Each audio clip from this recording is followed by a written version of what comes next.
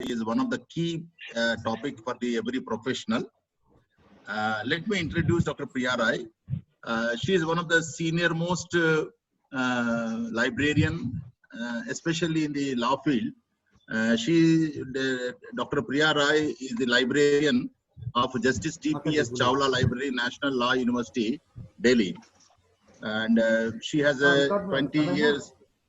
She has 20 years of experience. Hello. Hello. Ravi no Banjala.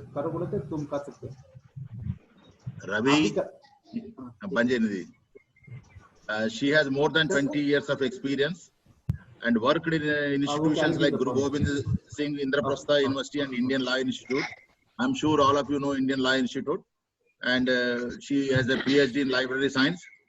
And in addition to the library science, she also did a law, LLM. And she also did additional qualifications like anybody else, PGD LAN and passed UGC LAN, UGC NET. Dr. Priya is also having lots of fellowships, a Commonwealth Professional Fellow, University of London, and visiting law library fellow, Institute of Advanced Legal Studies, London. She is a recipient of FCIL Schaffer Grant from American Association of Law, and also fellowship from Cornell University Law Library. And she is a good organizer. She is organizing international and national conferences, on various themes. And she is also participating in the participated in EPG Pathshala, MOOC program, Swayam, etc. Now, coming to the topic, digital licensing, I'm sure all of you agree with me. It's a key topic as on today for every professional. We shifted from physical book to digital documents. When you go for the digital document, we all know one book is purchased and circulated to everybody. But once it goes to digital, it is not lending, it is not borrowing, it is only accessing. Please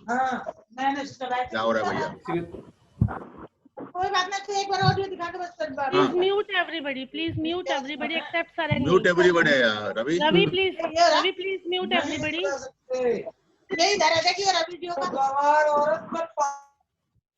It's rights with Ravi sir.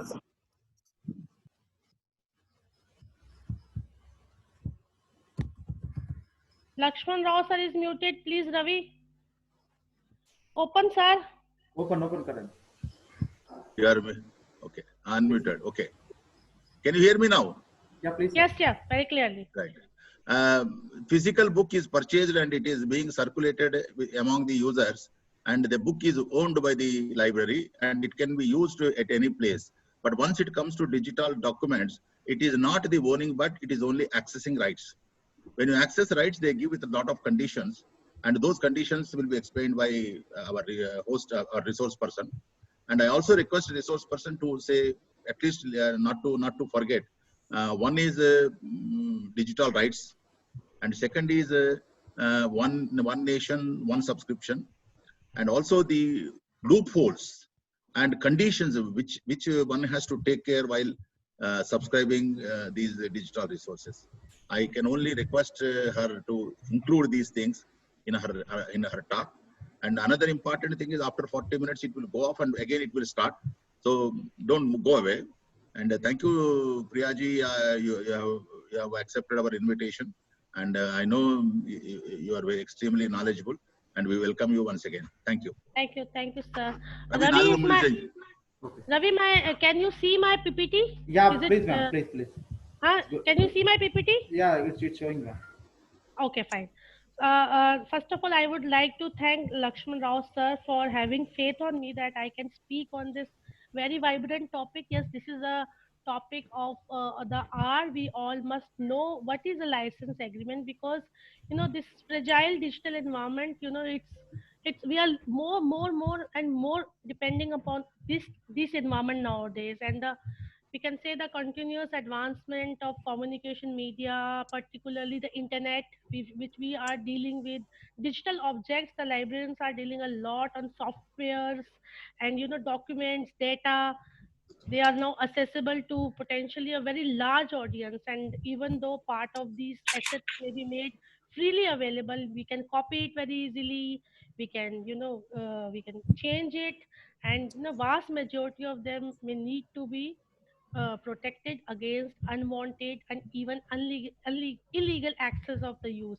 Even if I'll create a digital my literary work in a digital platform, definitely whether I will, it's my choice whether I'll keep these documents in open access or in a commercial platform. So it's my choice, but I will definitely would like to keep everything in a secured environment. I'll uh, hello. Yeah, please, you carry on, ma'am. Carry on. Huh. Okay, so I will definitely not liking to be pirated by somebody else or be taken up by somebody else. So yes, everybody need the illegal access of use. Although online content is protected by copyright laws, we all know that the print resources and maybe there is a distraction. Please mute everybody. Yeah. I request all the participants, please kindly cooperate because I Please, muted please all the mute people. everybody. Please I mean, mute everyone, Ravi. okay, okay.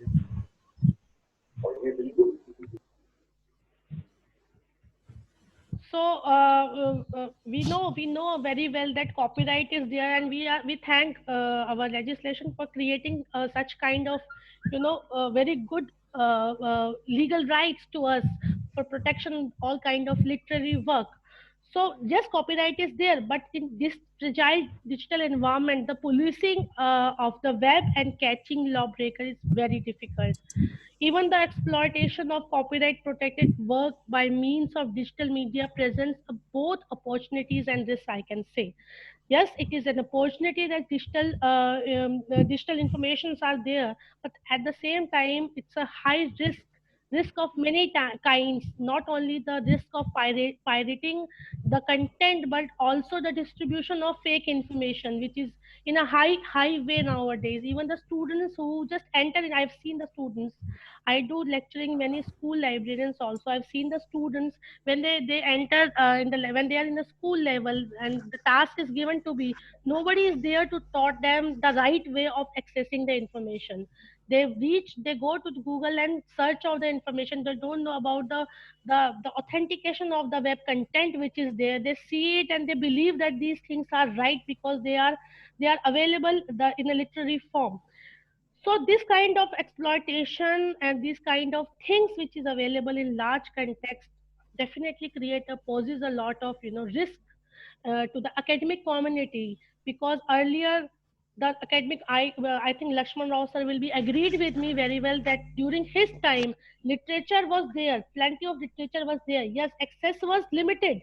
There was a limited access and you have to struggle to get those information, but the information they used to pick up, you used to see, were very authenticated in nature, because that book they have been taken up and they used to read the books which was literary work and which were under copyright protection. So there was less chances of having the information which is not authentic in nature. These types of things are there, but that's a separate issue. Authentication of information is a separate issue. But the risk to in front of the librarians nowadays, especially in a global marketplace where opportunity for is greatly increasing, customer bases and revenue streams are there, the relative ease of production perfect copies of digital content is reducing manufacturing and distribution cost, thereby giving greater opportunity for profit margins and both licensors and licensee of digital content. However, the risk we can say it's loom equally large. Anyone with the computer and modicum of knowledge is able to make perfect copies of the digital content in a very cheap manner. The purpose, why this presentation, why I am taking this topic in front of you, there are few topics which are very close to me because I have really thoroughly worked with them, with these topics. The purpose of this presentation is to help you to demystify the licensing process. What is a license? Everybody knows. In my last lecture, which I gave with Khaitan and company, I very briefly explained about the copyright and the IPR laws, because many people, being in a library, we wanted to become a technocrat. We want to become a computer engineer. Yes, we know how to Ma'am, just a download a minute, just a software. minute, just a minute, ma'am. Your sliding changing or saying the sliding same thing? Changing or sliding? No, I'm not changing. It's same. Okay, okay, please, please, please. Okay. So we all, the librarians, the role of librarian is tremendously shifting. We want to become a computer engineer and we feel proud that we know many technical things. But what about our original role? The role of librarian is as an educator, not only as an educator, but the role of librarian is also as an administrator. What we are going to procure, because the content, nature of dissemination of content is totally changed. The way we used to subscribe the thing, where we used to read the things, is totally changed. During the COVID-19 period, we have seen, the burden on the shoulders of the education and scholarly communication is high. Nobody is sitting free at home. Teachers are delivering their lectures, librarians are doing their own part. So these kind of issues, how to provide the information to the users, especially the senior professors, when they look at us and ask for the authentic information. So what kind of information we subscribe, and what are the process of subscribing it, what are the mode of subscribing, is really very important. So with this note, I would like to start my presentation. The presentation will have a basic introduction of digital content, digital licensing. It will briefly explain the legal rights and obligations of your license agreement, look at the key terms and the license contained, and copyright and open licensing issues. These are the few points I'm going to touch upon. Yes, we'll discuss little bit about one nation, one subscription, and digital right management is different from digital licensing, which sir has told me to explain it. It's a technological protection. It is not a license. That I will explain you further, that what is the difference between digital licensing and what is digital right management. It is entirely different. Digital right managements are not for library. It is particularly meant, it has been introduced by the Act of 2012, and it is particularly been made for the protection of the content for the commercial people. So it has a different version than digital licensing. So in this presentation, we will particularly focus about how to create a smart decision, how to make a smart decision for your library to have a digital license or the content in a licensed mode. Even though we are working on a Zoom, this is a free version. Suppose we wanted to increase our users, then we have to go for licensed version. So what is licensed version of this and what is licensing? We all know. Whenever we heard about the license term, we all scared. Oh my God, what does it mean? It contains lot of legal issues, legal inputs. How will we be able to manage it? We are not legal literate. The terminology used in law and legal study, law and legal words are very difficult. No, it is not difficult. You have to just put little concentration on it and you can do many wonder things for your library. So the text is now building smart digital libraries. Yeah, there was a scientist called Jim Gray. He was an American computer scientist who received Turing Award in 1998 for seminal contribution of databases and technical leadership in implementation. So he was very frustrated and he once said, I always quote this word because I like it very much and I remember him a lot. May all your problem be technical. So he said, may all your problem be technical. So he was right. Our solution to the problem is also technical. Our problem is technical because everything is technical now. Everything is based on the digitally managed information. Whether we have to, we have to give the bill of our telephone, we have to make the payment, everything is digital payment is there. So do the education system and education scenario is connected with it. How the education scenario is connected with it, because like we are delivering a lecture in electronic mode, we are receiving information in electronic mode, we are disseminating the information in electronic mode, and on urgent mode, this lockdown has been announced. When I came to know about it, I thought I have nothing in my hand. All my files, all my academic work is in my office. I've kept it in my office cupboard. What to do? But I relaxed somehow that internet is working very fine, and I will be able to manage few of the information which is authentic in nature, and I'll be able to disseminate a lot of information to my users in a very easy mode. So this is how the things are becoming technical day by day. So if the things are becoming technical, why not our library? Why not our library? We should also become little bit literary about all these things. So this is all about the background, why license is important as you have to become a technical librarian. You have to become IT enabled librarian. Then also you have to control your administration. You have to be strong in your administration, and you have to become more administrative in terms of licensing agreements are concerned. So in my later slides, I will share what kind of licensing agreements are there, how you have to cope up with them, how you have to deal with them, so that at certain point of time you should not be stuck in some time, because it literally it engage a lot of money, a lot of money. Ravi, I am audible? Audible, ma'am, please. Yeah. Okay. Now, one of the writer once said that Robert Oppenheimer once said, "Open society, unrestricted access to knowledge, unplanned, uninhibited access to of man for his furtherance. These are what make a vast, complex, ever-growing, ever-changing, ever more specialized and expert technological world." So this is what we are moving towards it. This we are moving towards more technological world. This is what we are doing. So whenever we think about licensing, or think about how we could be able to subscribe our digital content, what are the mode of subscription of digital content, various questions come in our mind, like, do I need to write agreement when licensing digital content? Who is authorized to use the content in my library licenses?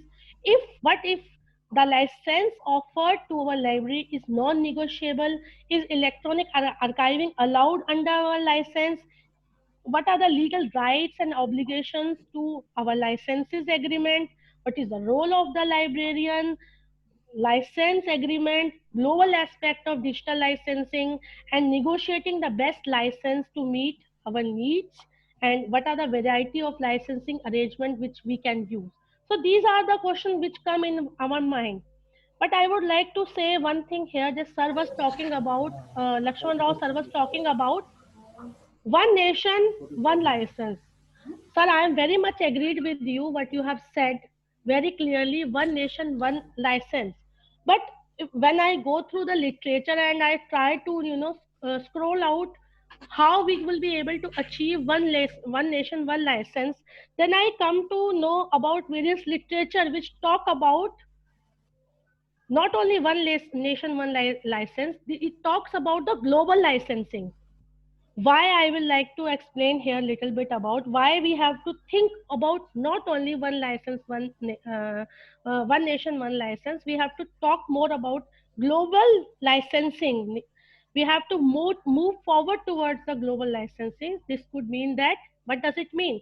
The content owner is based, means content owner, like we are subscribing a database. The owner is based on one country, and the library is in a different country. Like we subscribe a lot of information which is UK based, US based, European Union based. So the globalized way of information is there. Or it may mean that both the content owner and the library are in the same country. Doesn't matter, maybe the content is of different country, maybe the owner is in different country, but the pattern and end user of licensed content are temporarily or permanently based in different country. This could happen. Suppose I have subscribed a database and my researcher went to another country for further research, then he went abroad. Then what about the licensing terms and conditions? So there are many variation on this scenario, and that could further illustrate the nature of global licensing. I prefer to have one global licensing, and WIPO should take up it. World Intellectual Property Organization should take up it, and they should move forward and work towards global licensing board. So the same situation, there will be a discussion on country specific issues. Like for example, in United States, certain institution has specific requirement that must appear in all licenses. Another example is moral right that exists to some extent to United States. In United States, more moral right extent. So in Canada and United Kingdom, and very strongly in European country. So this is there are a variation. Further, fair use in US principle, where fair dealing is used in copyright statute for many other countries, including Canada and UK. So no matter where library is based, which place your library is based, whether the content owner is based on where the patterns are accessing the licensed content, you will soon find that the interpreting the and negotiating your digital license must take into account the global issues.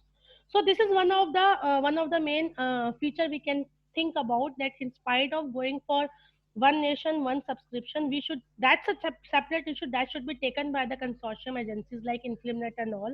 They are also giving negotiating on behalf of all university and giving their the fixed price of the. I was also part of eShod Sindhu, one of the consortia for the law libraries. They are working very hard, but we should go as far as the license agreement is concerned. That should considered in keeping in mind the globalized funda.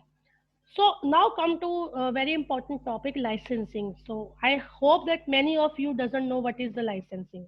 Many of you really wanted to know what a license is and how you can explore these kind of licensing agreements. So digital licensing platform, and you all must wanted to know what is a digital license.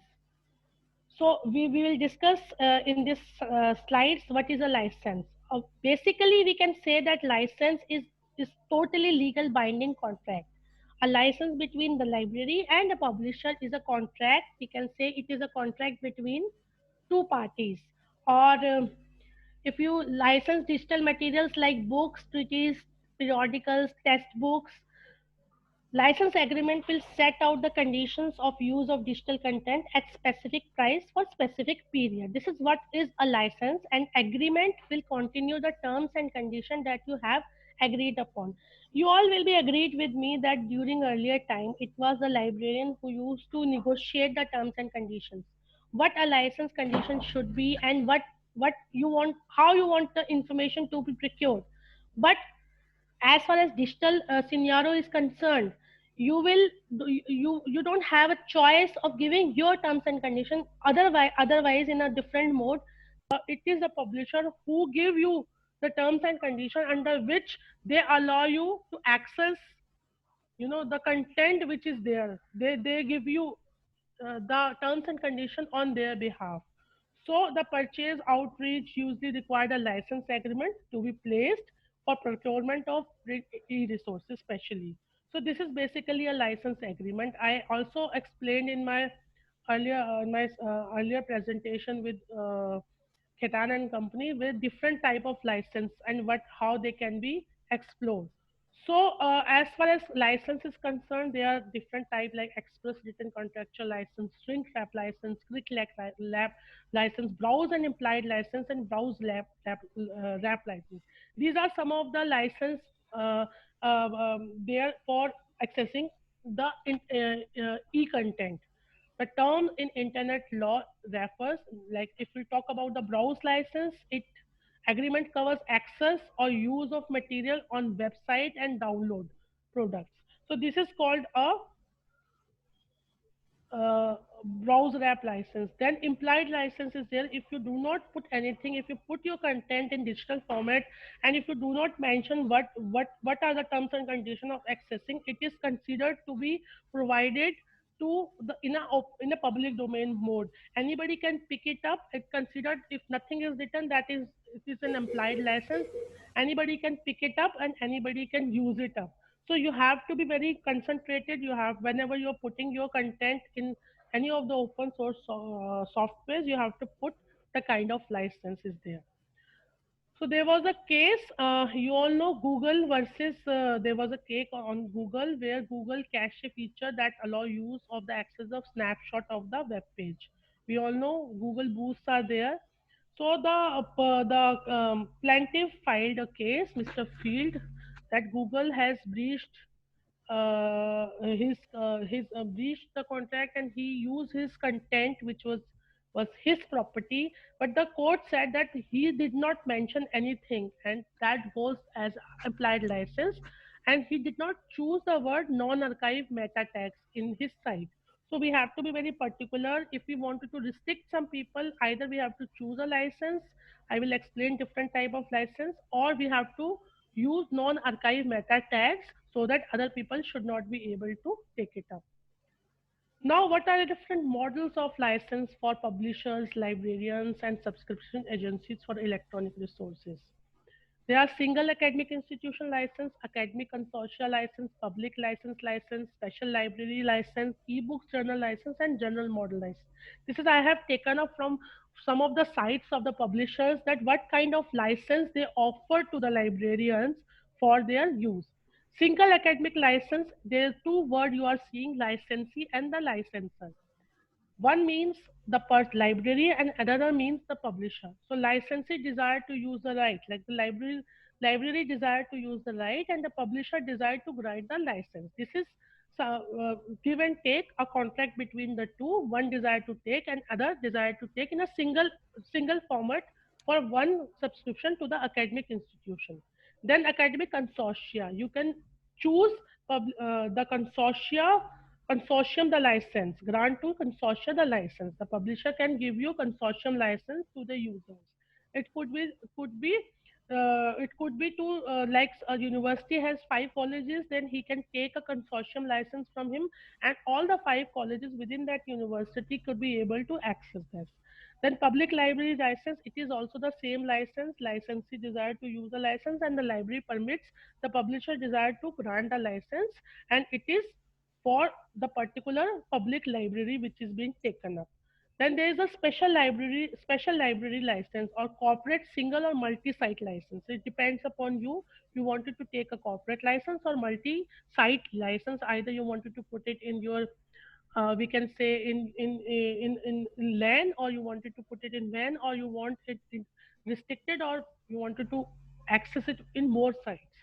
Then there is another license called ebooks or journal archive purchase license. The licensee desire to use a right, and publisher desire to grant the license the same version. The licensee to use a right of fee subject to terms and conditions, means we desire to take, and they give us the license on the terms and conditions, on the basis of fees and other terms and conditions, which is either created by them, or we give them that these are the conditions we wanted to impose. It's up to you. It's up to you how you negotiate your license. And generic model license, well, this is a different license. Sometimes you must be hearing that publishers or commercial publishers are offering you that you take a trial of 15 days or 60 days or 30 days. So this is kind of online journal, access of online journals, ebooks, for evaluation and consultation, and automatically after 30 days it got vanished. You are not able to access this.